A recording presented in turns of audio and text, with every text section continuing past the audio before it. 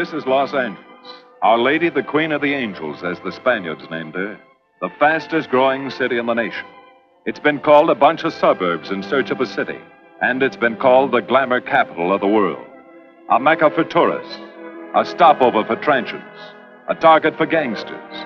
A haven for those fleeing from winter. A home for the hard-working. It is a city holding the hopes and dreams of over 2 million people. It sprawls out horizontally over 452 square miles of valleys and upland, of foothills and beaches. Because of that vast area, and because of a population made up of people from every state in the Union, Los Angeles is the largest police beat in the country, and one of the toughest. We're going to take you into the city hall where police headquarters are located. Here in communications are the ears and voice of the police. The lights on the complaint board flash 24 hours a day. Citizens reporting a prowler, a lost child, a man molesting a woman, an auto accident, a wild party. Spend an hour or two here and you will think the whole city has gone berserk. Minute by minute, the orders go out to the radio cars in the far-flung divisions. Watts and Wilshire in West Los Angeles. Hollywood and Hollenbeck Heights in North Hollywood. The work of the police, like that of woman, is never done. This is the case history of a killer, taken from the files of the Detective Division. The facts are told here as they happen. The story properly starts here in Hollywood Division headquarters at 1 o'clock of a June morning last year. Officer Robert Rollins had finished his tour of duty and signed out. It had been a tough day. He'd be glad to get home. His wife would be waiting up for him as she always did.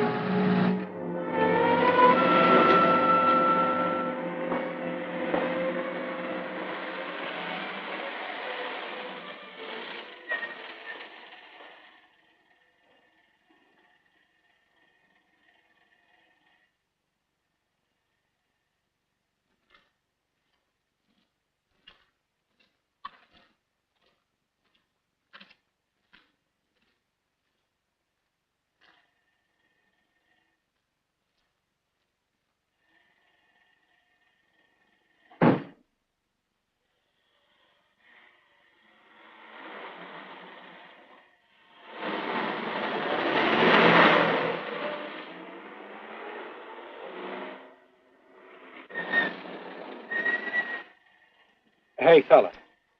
Come here. What were you doing back at that radio shop? Just looking. I was on my way home. Live around here? Yeah, a couple blocks down. Let me see some identification. Sure.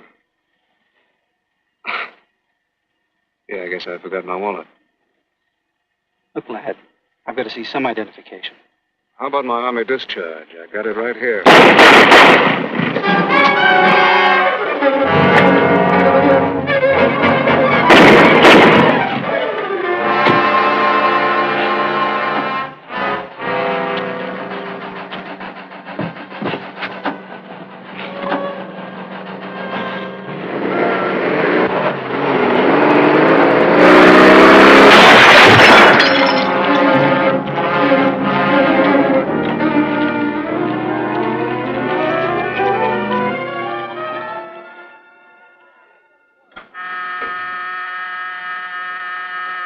Police Department, Operator 27. I want to report the shooting of a policeman.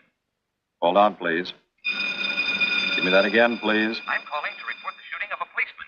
What's the address? 5057 State Street, just west of Santa Monica. Just a minute. Receiving hospital. Operator 2. Operator 27, 5057 State Street, 5057 State Street. An officer has been shot. Send an ambulance. All units in the vicinity of State Street and Santa Monica Boulevard. Proceed at once to 5057 State Street, 5057 State Street. An officer shot. Code 3.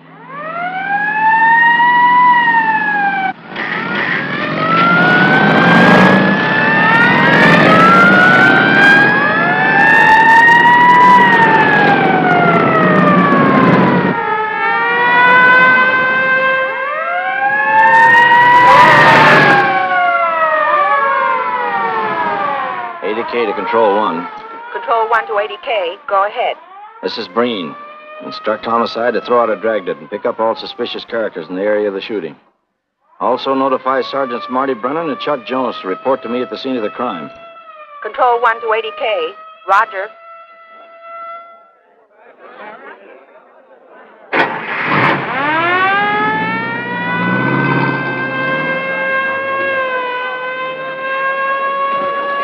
I see. Well, what have you got so far? Well, not much, Captain Breen. A couple of cartridge casings. Oh, Marty, Chuck. Hi, Cap. Eyewitnesses? Who was first on the scene, reported it? I was. I live here. I'm a light sleeper, but my hearing is good. And my cat... Did the officer say anything before he collapsed? Yeah, he gave a description of the fella. On the shooting of the officer. Suspect is a white male American. Age 26 or 7. 5 feet 10 or 11. 155 to 165 pounds. Brown hair. Regular features. Pencil mustache. Repeat broadcast. All units. Is that about it? Yes, sir, exactly. And the officer kept saying, he looked like such a nice kid. He looked like such a nice kid. As if he couldn't believe what had happened to him. Let's see, is that all? Yeah. Thank you very much. Yeah, well, anything else I can do, I'd be glad to help you. We may call you. Right. Get his name and address, will you, Bob? This door been checked, Lee? Yeah, it's okay, Captain. Find anything? Nothing but some smudges so far. Found this in the glove compartment. I think it's nitroglycerin. Doesn't look quite right. Well, check it down at the lab. Right.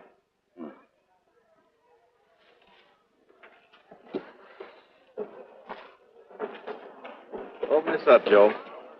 No key, Captain. Well, try it open. Give me that bar, Frank.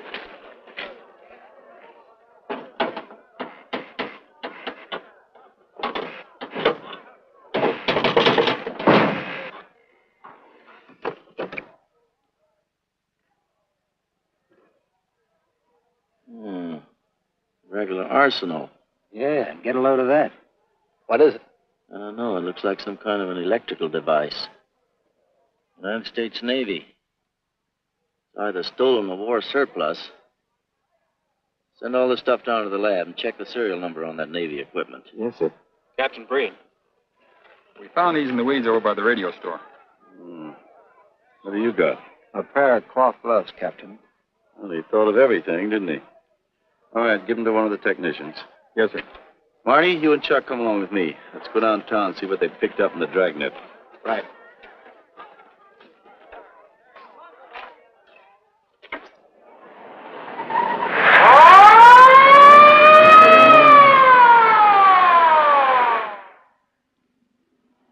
You know him, Marty?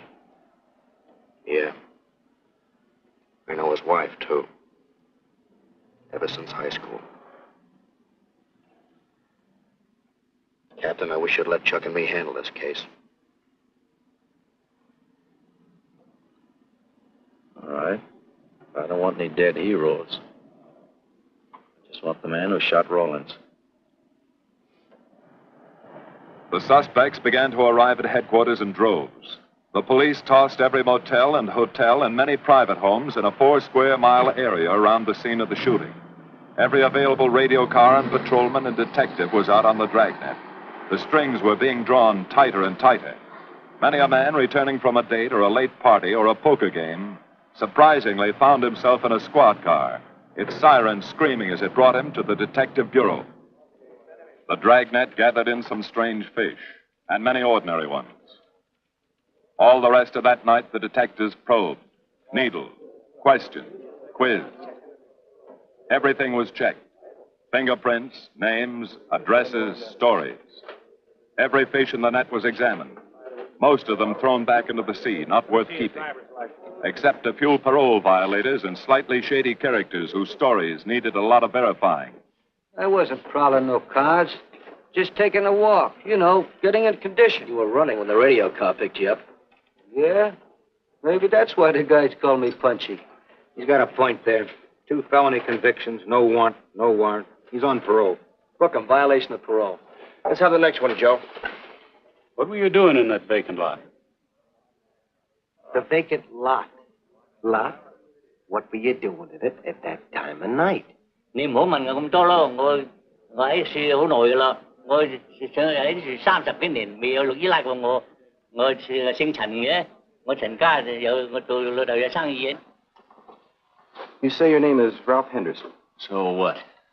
Well, it's a funny thing, Ralph. There's a guy around this town that's been wearing your fingerprints. Only his name is Pete Hannon. Okay. So I'm dead. So what's one more confession in my life? Now you're talking. Okay, Andy. Oh, Harry. What have we got here? Oh, some robbery suspects. Candidates for San Quentin. Handsome here is the big shot. He runs the outfit. Have a gander at his record. Car theft, escape from reform school, robbery, assault with a deadly weapon. Not bad. Look at the heater we found on him. German Luger, fully loaded. Redhead here tried to carve up one of the arresting officers with this pretty toy. Nice boys.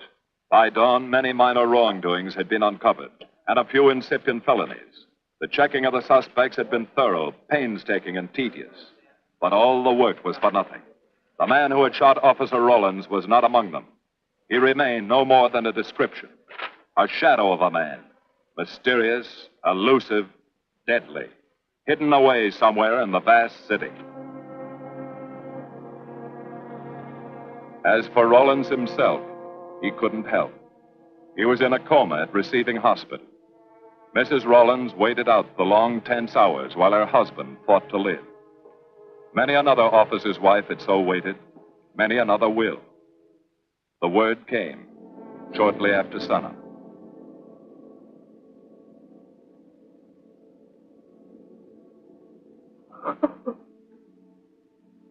Oh.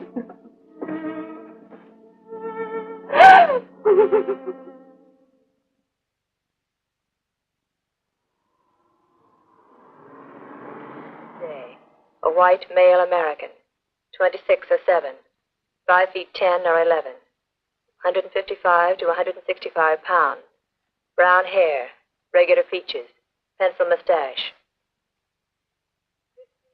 This was no frightened fugitive. What went on in his mind?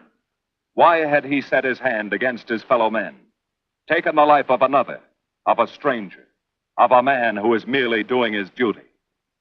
He must have some plan, some goal that called for sudden death to anyone who got in his way.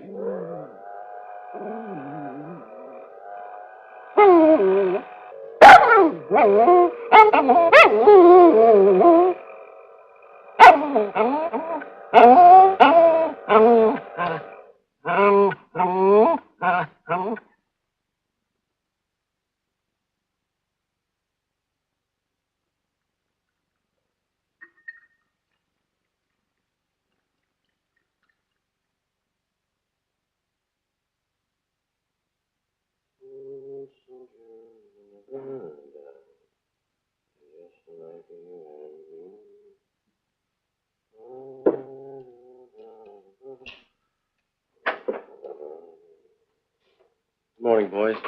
Morning, Lee. Hi, Professor. Well, I thought this was safe cracker soup. You gonna drink it, I hope? I'm really a nice guy. Stick around. I'll prove it. Come over here.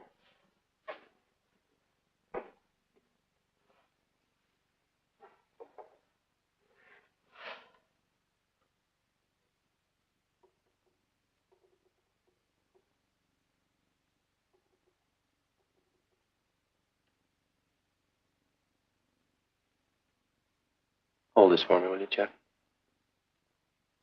Thank you. Now, if you'll hand me that hammer, Marty. Thank you.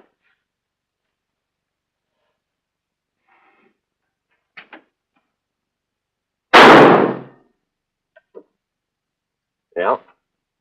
Nitroglycerin. I didn't ask for a collection of fingers, just fingerprints. All those nice fingerprints on the car belong to the man it was stolen from, Cap. Nothing on the guns or picklocks? Not even an interesting smudge. The gloves? Common type, worn by undertakers. I'll check on them. They won't show anything. What did your scientific test show? A couple of little things. Tool identification on these picklocks. I got one under the scope. You want to take a look? Yeah.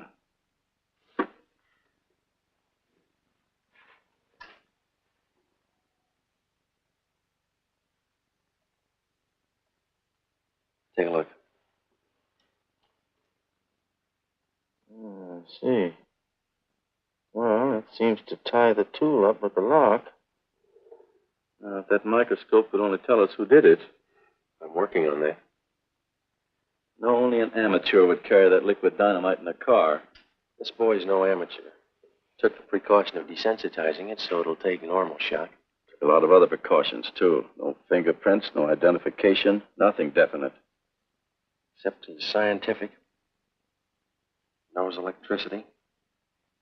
Is inventive. Yeah. Happy on the trigger.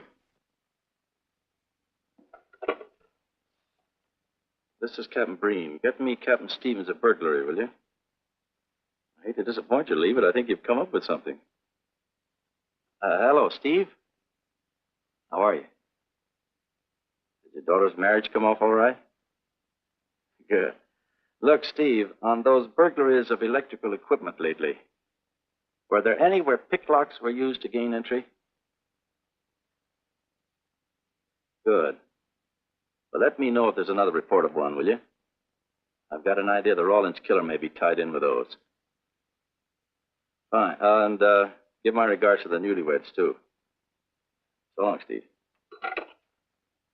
Well, what are you waiting for? You've got a job, haven't you? Get going. Yeah, let's go, Junior. Hold this for me, will you, Lee?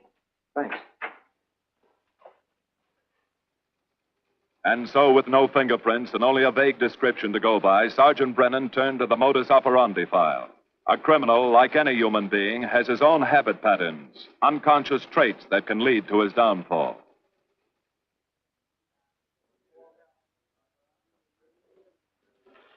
Well, there you are, Junior. List of burglars who use picklocks for entry. Oh, great. This narrows it down to just a couple of hundred suspects in this area. Give me a match, will you? That may not be so bad. This guy's improved on the system. Maybe he's left his trademark on some other job. Well, here we go, legging it all over town, asking a million questions. What you paid for, isn't it? Am I paid to associate with you, too, Junior? You could do worse. Not this year. Come on.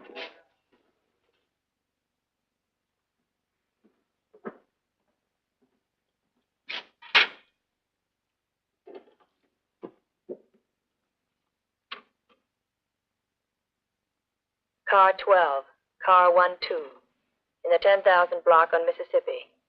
A 394-15 disturbance.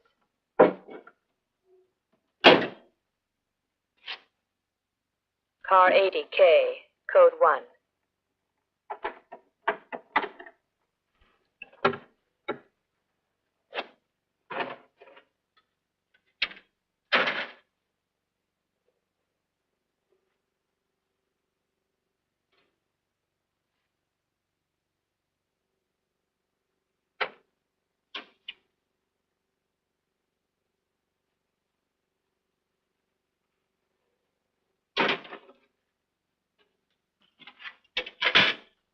All units, on the broadcast of the suspect arrested in the shooting of Patrolman Rawlins. Cancel the cancellation. Suspect released from custody.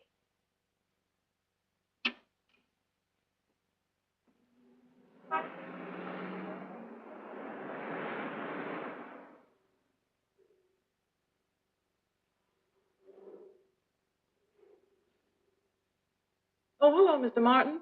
You find Mr. Reeves in the machine shop.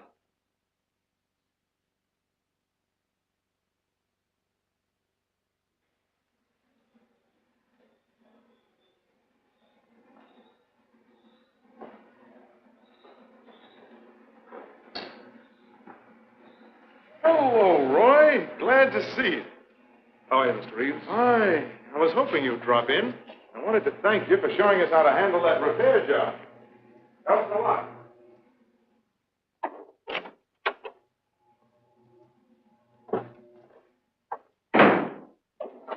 Oh, what have we got this time?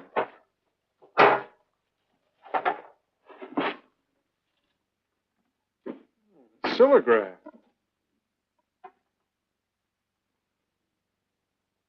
There are plenty of these around, Roy. Not like this one. Yes, I see. I suppose, as usual, you've added your own improvements. You know, it seems wrong that a man of your talents should bother consigning equipment for rental. I'd like to see you devote yourself entirely to experimental electronics. It'll come one day. I'll have a place like this. Well, why wait? I've got a pretty good setup here. I have modern equipment to work with, a lab, and my confidence. Thanks, Mr. Reeves. I have other plans. But, Roy, you can't tell where it'll lead. Might even work your way around to a percentage of the business. I like it this way. You just rent out my equipment. All right. All right. But if you should change your mind. I'm not likely to change my mind. I suppose you want me to set this up for rental, too. Mr. Reeves, you've already got 5 pieces of my equipment. You'd like to know what results I've had from the rental so far, Well, I can't say as I blame you. I think you'll find this satisfactory. Satisfactory. Goodbye, Mr. Reeves. You'll come back again soon, won't you? Sure. Oh, incidentally, how's that television projector coming along? The one you said would reflect a 12-foot image. Still working on it. I just wanted you to know I've already set up a rental on it. In fact, I think they'd like to buy. It'll come pretty high. Oh, money's no consideration with this customer.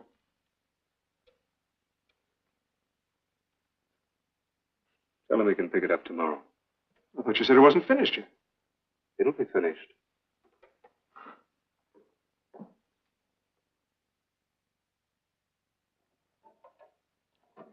It uses an image fixer and then projects by ordinary incandescence. Roy, this is the best television projector I've ever seen. Let's hope that your customer thinks so. He will. Yes? Send him right in, Charlotte. There, you see, our customer is here, begging for the privilege of buying. Better be running along. I'm not much good at business. Oh, but Roy, he'll want to congratulate you. Just see that the price is right. All right, Roy. I'll get you a good deal. So long. See you.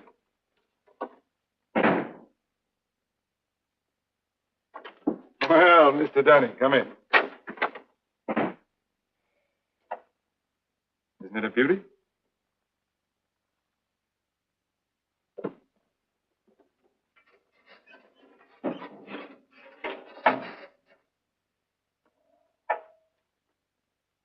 It's a beauty, all right.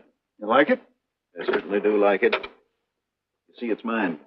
What do you mean? Let me have the police. I built it. Spent years on it. Oh, you must be crazy. Roy built this machine himself. Your friend's a crook, Paul. You've been taken in. Hello? Give me the burglary detail. Dear Jim, regarding your inquiry on the .38 caliber Smith & Wesson revolver, sir. Oh, come in, boys. Burglary detail just sent this report through. It's a man named Dunning reports tracing a stolen television projector to the Reeves Electronics Lab. Think it's a tie with the Rawlins case? Well, take a look at this fellow Reeves and see what gives. I'll notify burglary. We're following up on it. Right. Come on, Junior. What else did he place with you for rental? Oh, a number of things. All war surplus that he bought on his veterans rating. Oh, is this more of his equipment? Yes. Yes, he left it here on consignment. I'm sure that Roy can explain everything. Well, maybe he can, Mr. Reeves, if you'll tell us where he lives. But I don't know. Mr. Martin's on the phone, sir. I'd better talk to him. I think so, Mr. Reeves. I'll take it in the superintendent's office.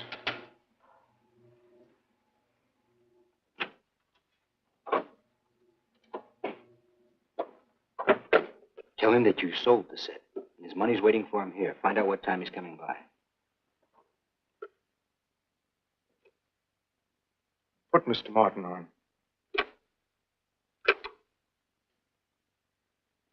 Hello, Roy? Yes, I've sold it. Your money is waiting here for you. Yes, I'll be working late tonight. What time will you be by? First thing in the morning.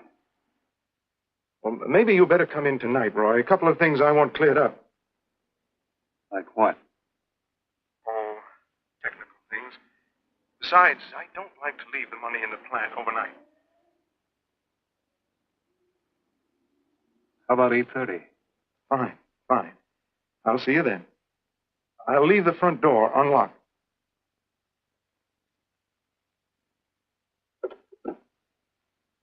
You'll be here at 8:30.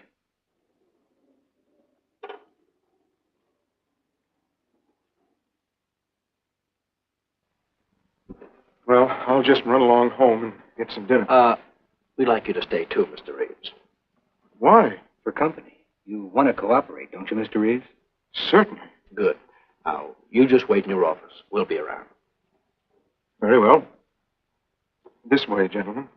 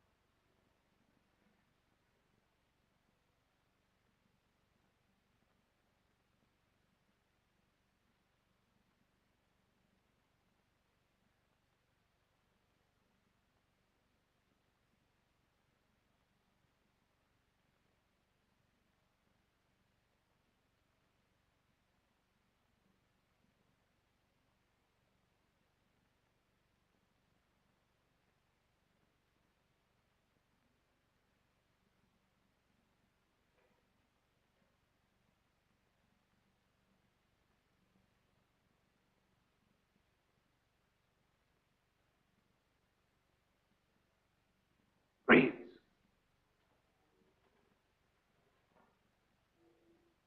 That you, Roy?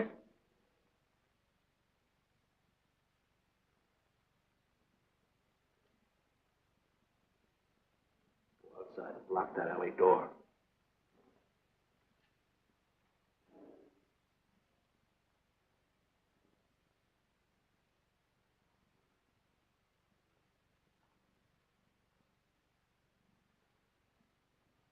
Where are you, Roy?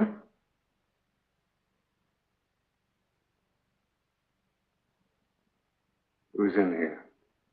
No one. I'm alone.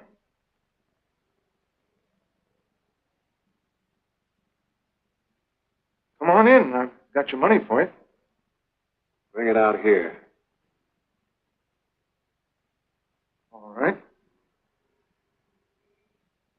Just a minute.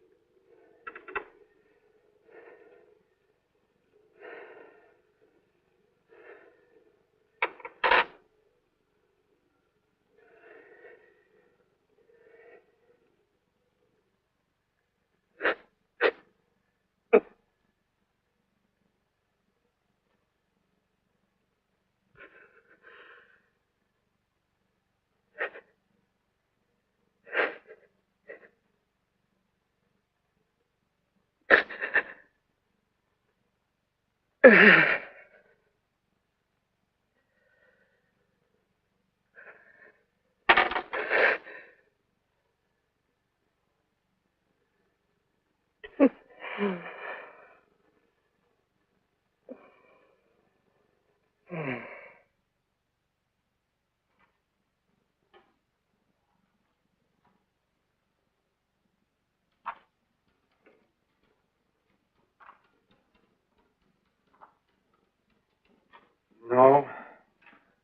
None of them even looks like Roy Martin. He had such a fine face. Didn't keep you from carrying a gun. Or didn't you know that? No, I didn't. I've told you all I know, all he ever told me. What about his friends? Didn't he have a girl? No, I don't think so. He had no interest in anything but electronics. Where'd he pick up the subject? Books, magazines.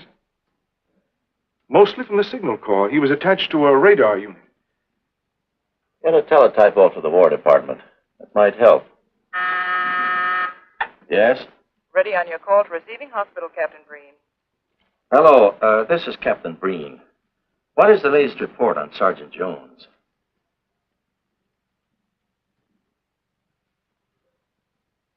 I see. Well, let me know if there's any change, will you? Thanks. Chuck's in pretty bad shape, Marty. He's paralyzed. May never walk again.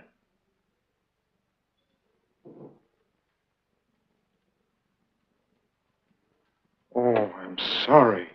It's funny that Martin showed up at 7 when he told you he wouldn't be there till 8:30. I don't know why. Except he was always unpredictable. I'll tell you why. Because you warned him. That's why he came early. That's why he came in the back way. But you heard me tell him the front door would be open. And the key didn't let him in the back way? He must have had one made. Why don't you tell us the truth? Marty!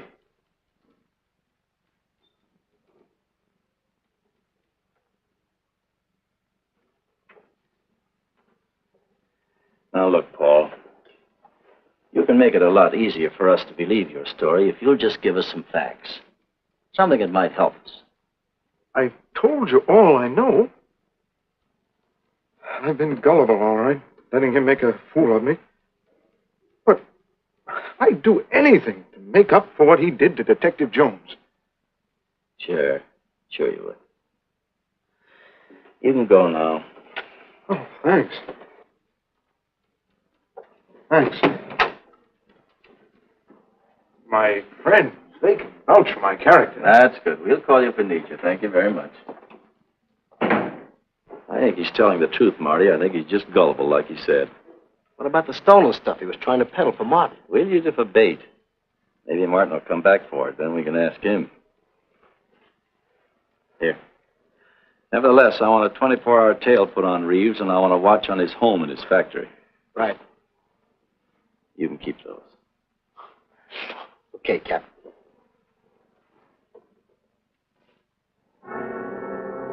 And now the killer changed his tactics, his modus operandi. It would baffle the police. They always expected burglars to remain burglars, not go in for stick-ups. They'd never tie this up with him. So wearing a variety of disguises, coming and going like a shadow, ready to kill if cornered, he struck the bottle stores in a one-man blitz that had the robbery detail dizzy.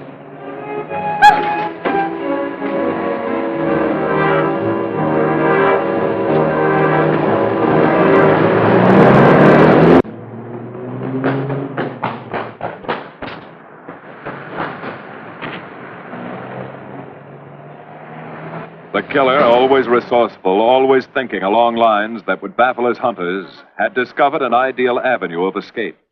Under Los Angeles is a vast and intricate system of huge storm drains built to siphon off the flash floods of the rainy season. Many of the tunnels are large enough for 2 cars to drive abreast. Here were 700 miles of hidden highways, ideal for the use of someone who needed to hurry from place to place without being seen. Ideal as a hiding place for guns and supplies in case of emergency. Well, the reason I asked you to come over is I think I've hit on something. An identification? No, not quite, but a tie-up. Now, These are the shells from the gun that killed Rawlins. These were fired in the liquor store holdup in which the bandit got away. And these were fired at Chuck. Now, as you know, every ejector, even in guns of the same model and caliber, is different. Each one leaves its own markings on the cartridge casing.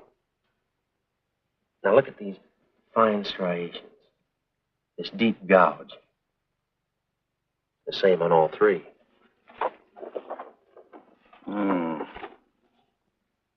In other words, the man who killed Rawlins and the man who shot at Jones and Brennan, the stick-up who's blitzing the liquor stores, are all the same man. Right. All we need to know is what that man looks like. Get me Chandler in robbery, will you? I've got an idea about that. Also, it'll give us a chance to see if Reeves is on the level with us. Steve, Breen, about those blitz holdups you're on. Round up all the victims and have them down here tonight, will you? Oh, it's just a little scheme. Thanks, Steve. That's good. Now sketch another one of the same type, only this time thin it out a little, huh? All right. Hi, Lee. How's it coming? You ready for tonight? We'll be ready. Think it'll work? Should. Where'd you get the idea? From a kidnapping case in Chicago. But I thought these slides might be an improvement over the method they used. Could be. Captain thinks so. Good evening, ladies and gentlemen. May I have your attention for a moment, please? You've all been asked to sit in on a little experiment tonight. We're going to try to build a picture of a face. A face of a man who's cunning, resourceful, and deadly. He's a man who killed a police officer. Now, some of you he held up at the point of a gun. You may have seen his face, remembered something about it. And we want you to tell us exactly what you remembered. Whether it's his hair, eyes, nose, or mouth.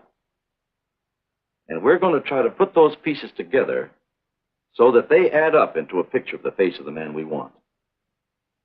Now, you can see how we're depending on you. Lights. Now, first, we're going to concentrate on the type of hair our man had. And if the picture looks anything like his hair, I want you to speak right up. All right, the first slide, Lee.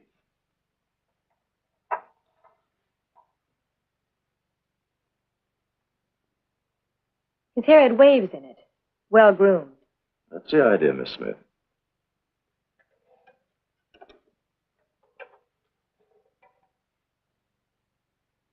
Is that any closer? No, it was parted on the side.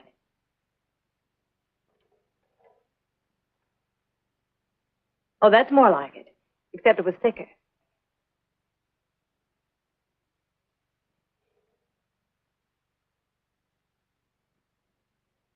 Oh, that's very close. Yes, that's the way his forehead looked. It was broad and high. All right, hold that slide. Now, the next series of slides will take into account his eyes.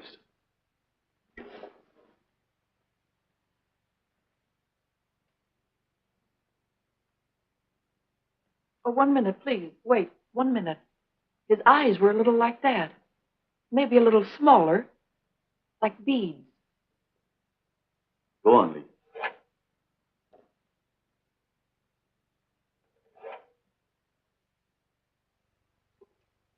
Now you've got it. Now, hold that slide, Lee. Anyone else? That looks like him, only a little madder. He had a patch over one eye when he came into my place of business.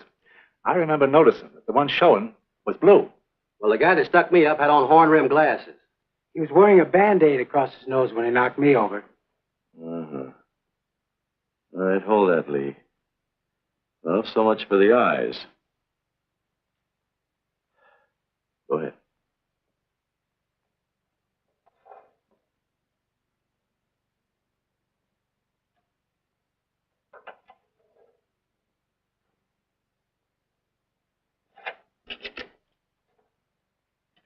Señor Capitán. Yes, Miss Montalvo? Ay, ¿cómo se dice en inglés? A sus órdenes, señorita. Ah, qué bien. En este bandido, la nariz fue chata, como aquella, pero un poco más chata y más ancha. Like that, Captain, but more snub, wider. Try another one, Lee. Como aquella. Casi la misma. She says that's about it. Thank you very much, Miss Montalvo. Get Reeves. Any more comments?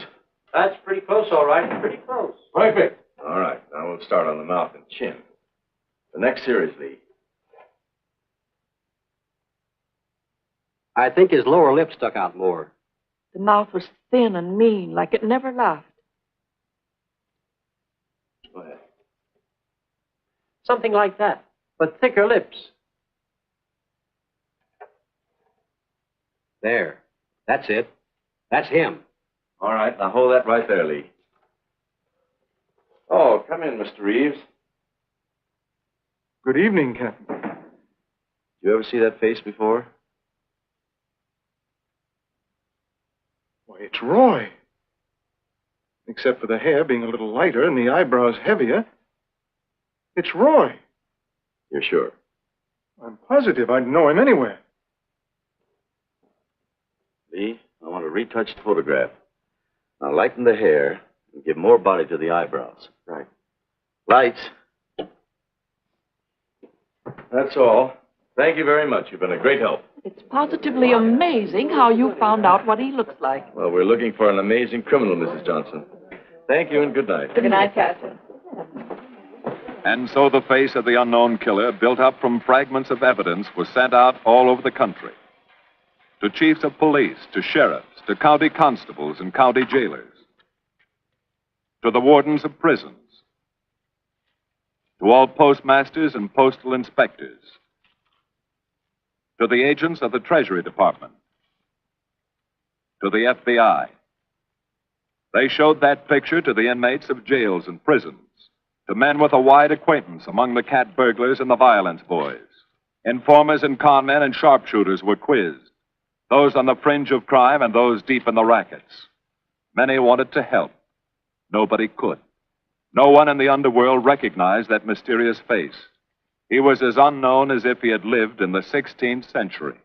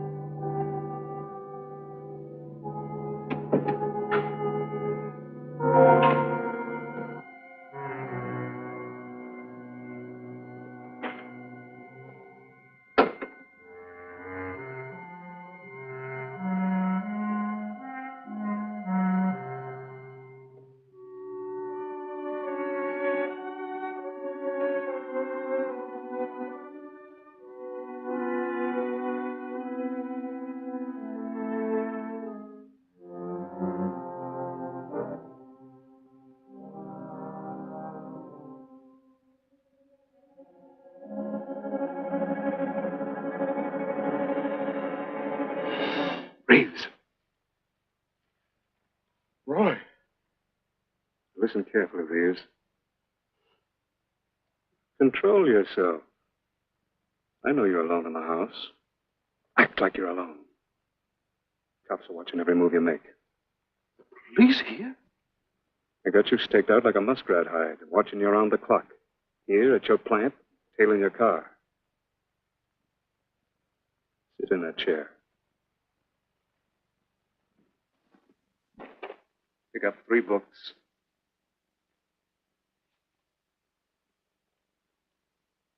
Don't look up and don't answer me. All right. But glance at the books.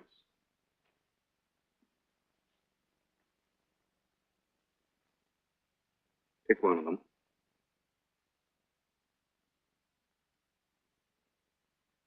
Okay. Now, that's the book you want to read before you go to bed. Now, get up and turn off the lamp.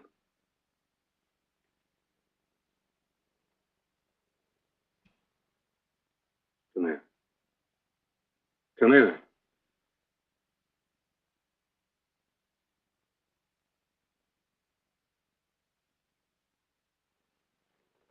Go in the den.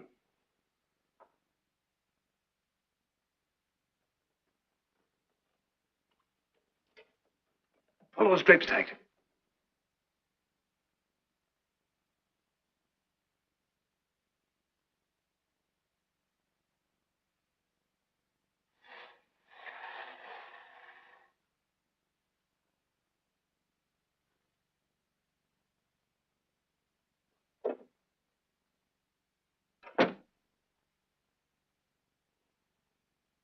Get away from him.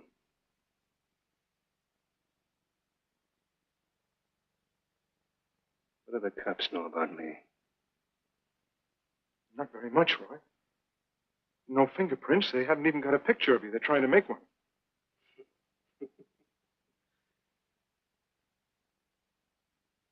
How much cash you got in the house? None. I never keep any cash in the house. It isn't good business. I suppose you think it was good business letting me walk into that trap. No, Roy, no. Don't do anything you'll regret. Now, listen to me. It isn't too late. Give yourself up. Come to your senses before you kill someone else.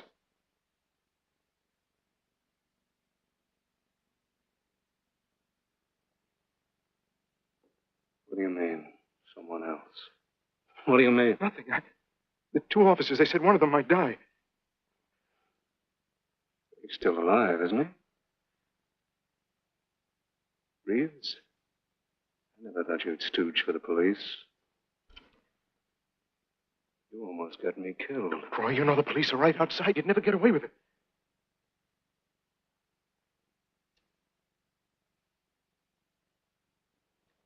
That's right.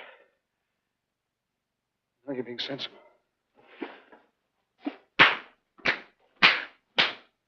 I know there's money here. Where is it? Don't, Roy. I'll get it.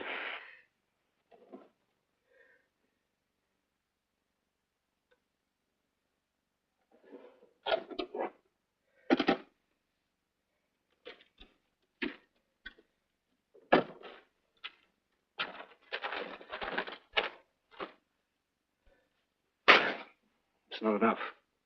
Stuff you've got in mind is worth thousands. I'll get more. Get it.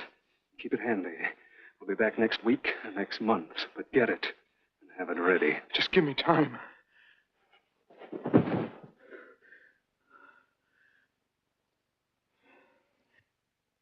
Oh! Look, I don't want policemen outside my house following me around. That's what made Roy suspicious. I'm leaving in the morning. I'm afraid I'll have to disappoint you, Paul. Unfortunately, you're our bait. I won't do it. I've done enough. Look, no one's done enough until we find this killer. I asked you to keep a sharp lookout on this house, Marty. I did. Two of the best undercover men of the department were assigned here. That didn't keep Martin from getting in. What's the matter? You tired?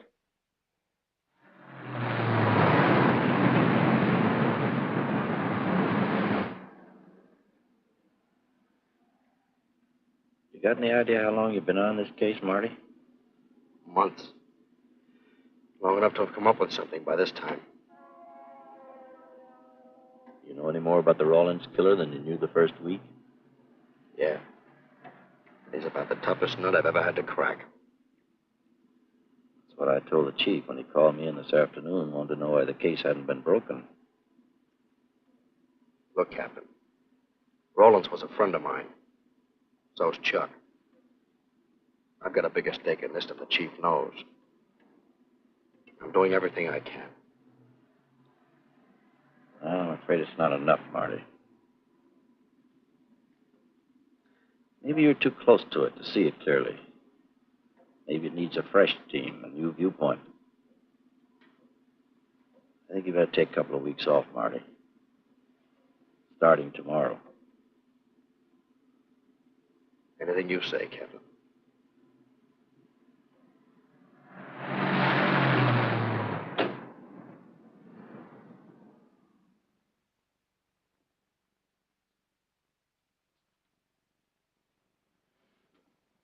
Hiya, Marty. Hi, Chuck. Meet Miss Scanlon, my new bodyguard. He's the one I've been telling you about. Oh, you mean the one with the steel trap brain? How do you do? Hello. Say, this guy been behaving? After a fashion. See, she takes me out in my go-kart, puts me to bed, wakes me up, dresses me. You're perfectly capable of dressing yourself now, Mr. Jones. I'll be back in a few minutes. Well, how's it been going, Junior? Oh, pretty good, Chuck. Pretty good. Is that why you're off the case? How'd you know? Breen was in to see me this morning. Oh. Suppose he also told you they put a new team on the case. He told me everything. Yeah. Let's see what his new boys dig up. Well, maybe they'll examine the facts of the case a little more carefully. What facts? That our man's sharp? That he's intelligent and works alone? That he has no record, never leaves a fingerprint, and knows every move we make? Sure, plenty of facts, only they add up to nothing. Sure, forget it. You got yourself a 10-day vacation. Go on down to the beach, get a suntan. By the time you get back, the case will be broken. Isn't that what you want? You know better than that. All I know is what I hear. You sit there batting your gums about how the old man let you down. Maybe he's trying to wake you up. He's got a funny way of showing it. There you go, flying off the handle. Always taking things for granted. I wish I could get up and boot some sense into you. He knew what this case meant to me. He still does. That's why he's trying to get you mad enough to do something about it. You don't really figure that's his idea, do you? I know it is. Ah, it's a tough case, Chuck. Not an angle, nothing to go on. You'd know what I meant if you were out working with me. I have been working with you. That's all I've had to do lately, just sit around studying what little facts we have, trying to figure out who he might be. You know the kind of a guy we're up against, then. I tell you, Chuck, this guy's a genius the way he operates. As if he were right there with us every time we go out after a lead. Oh, sure. Breen's been tipping him off just to make you look bad. Yeah, almost like that. Well, he beats us to the punch every time. There's your angle. You just hit it on the head, but you don't see it. Look, start adding. 1, he's unknown to the underworld. 2, he beats you to the punch, right? And 3, it's almost as if he were with you. Isn't that what you said? Yeah? Well, tie that up with a lot of other little things, like the fact that he uses a police gun and the accuracy of the shooting. Anybody could buy a police gun, and the Army could have taught him how to shoot. Yeah, but who taught him how the police operate? Oh, I know what you're driving at, Chuck. But a cop. Those things happen. Yeah. Now, if I were still in the case, I'd start with our own department first, then Santa Monica, Culver City, Burbank, Pasadena. See you later, Junior. Hey! Don't let him out of your sight, beautiful. It's the first time in years he's used his head.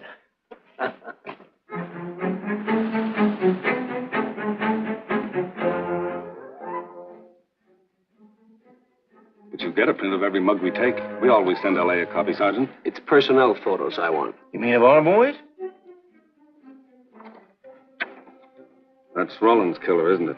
That's right. You've checked your own department. We did that first.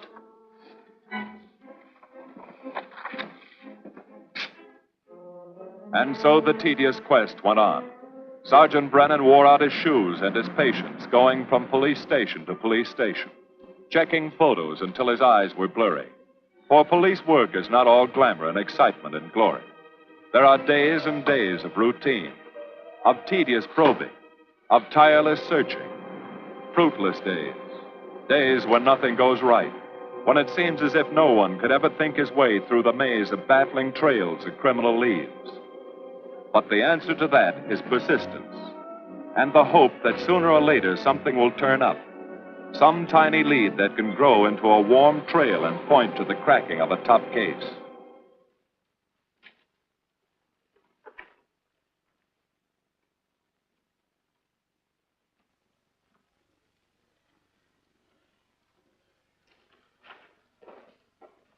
Well, that does it, boys. Can't say I'm sorry you didn't find him in here. I'd hate to think it was a cop. Doesn't seem to be anybody. Just a lot of pieces of a face that never existed. Would you mind if I see that again? Sure, frame it. Put it on your dresser. Wait a minute. He wasn't a cop. He was a radio technician right here in our dispatch office. What did you say? I'm saying he worked here in 42. Well, come on, give. I remember the kid well. He was sort of strange, never bothered with anyone in the department, just kept to himself. He was in line for promotion when he was drafted. Where was he living at the time? I don't remember. Try the dead files.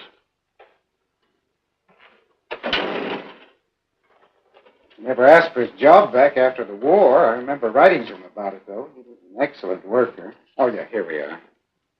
Yeah, this is it. Took a while before he answered, but like he says in the letter, he wasn't interested.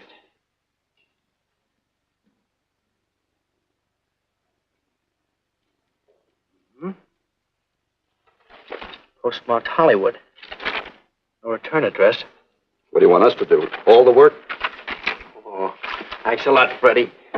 Remember, he was a civilian employee.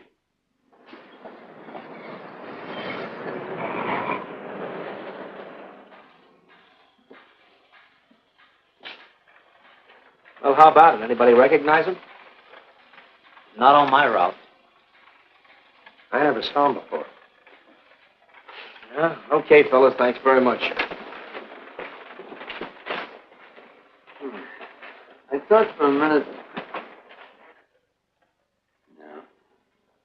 He had that face. I wonder. Yeah? Well, this may not mean anything, but he looks like a guy that's on my route. He never gets any mail, but I see him around there all the time. He lives in one of the courts. Where? Come on, I'll show you. It's not that easy. What time does your route take you past those courts? About 9 o'clock. Why? Just thinking.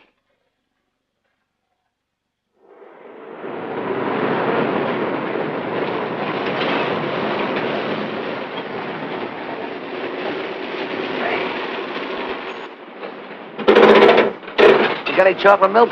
Sure have, buddy. Yeah. Thanks. Which apartment? Straight on back. Second in the yell. Number 7. Right. Kind of warm today, huh? Oh, it's not too bad for this time of the year.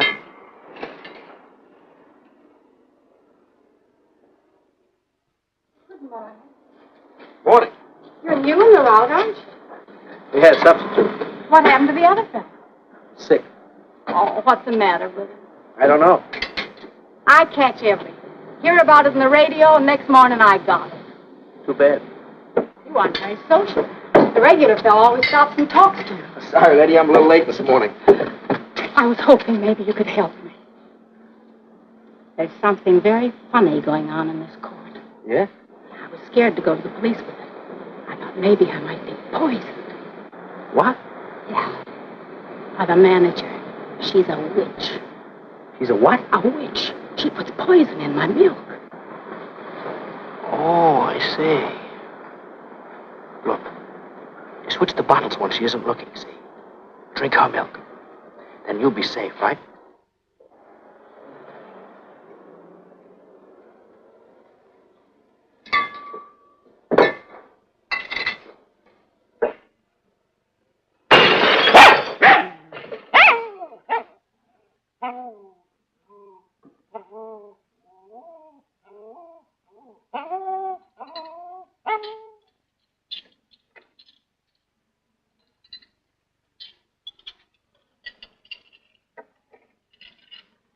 Why, I had a little accident. Got a mop, I'll clean it up.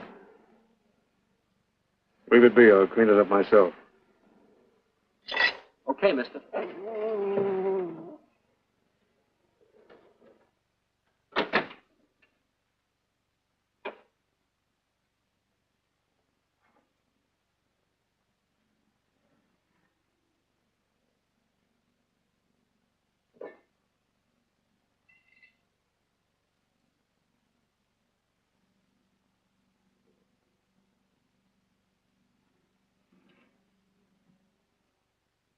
The place is called Bellevue Court.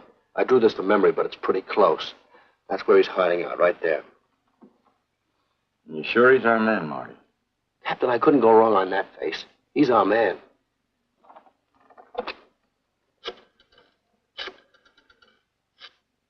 Now, there are 5 cottages in this area, and 2, number 6 and 7, in the L at the end of the row.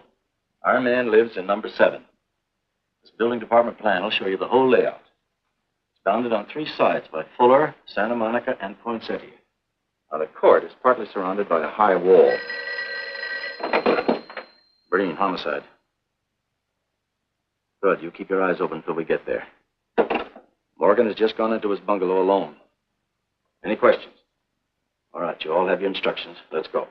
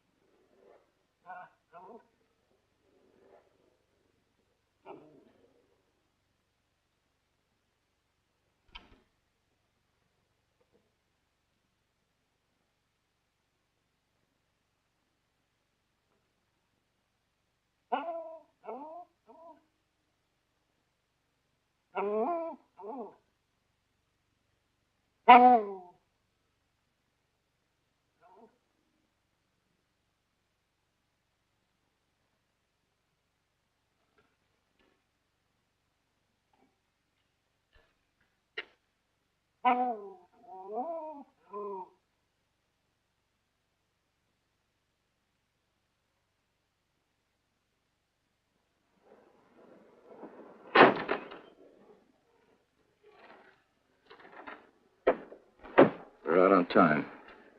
Wait 5 minutes. Go around and block the side entrance. Keep your lights off.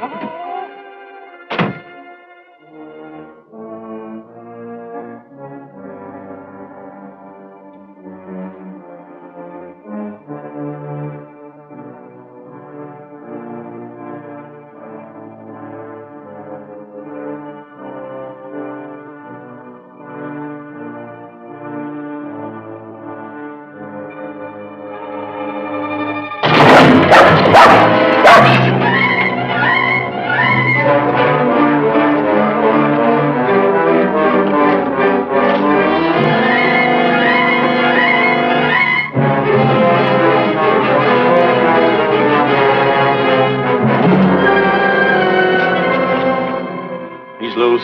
I want a radio car in a hurry.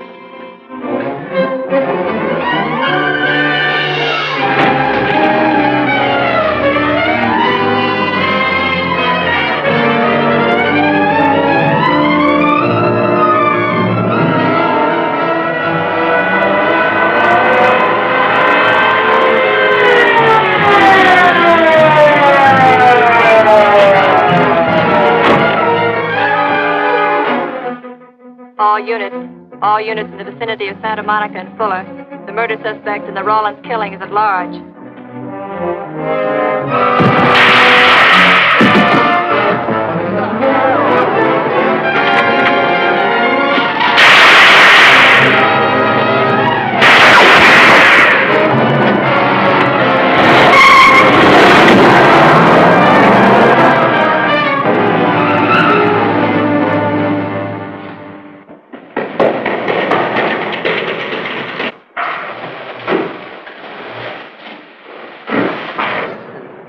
Covering the storm drain system in this area.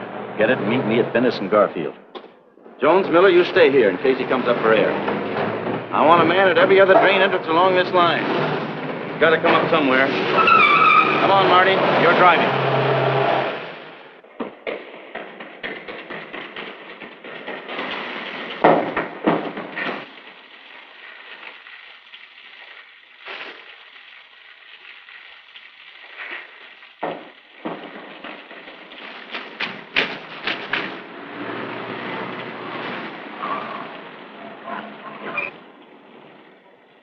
Keep this drain covered. It's liable to pop out anywhere.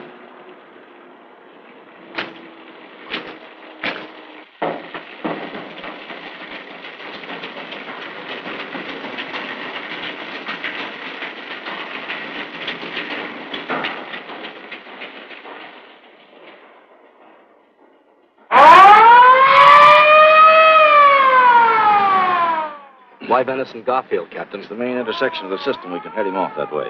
ADK to Control 1. Clear frequency 7. This is an emergency. Control 1 to all cars on frequency 7. Stand by. Control 1 to ADK. Go ahead. Notify homicide. Send the following to Venice and Garfield. 4 squads, battle lanterns, gas mask, tear gas. Urgent. This is a code 3. Control 1 to ADK. Roger.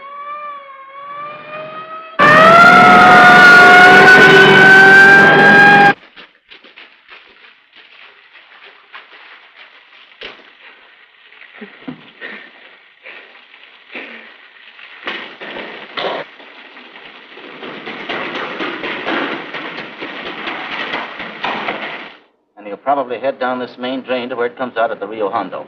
Now, you take your squad and cover that exit. Right. Keep all spare radio cars cruising back and forth along this main street. Watch the curb inlets. We'll go in here.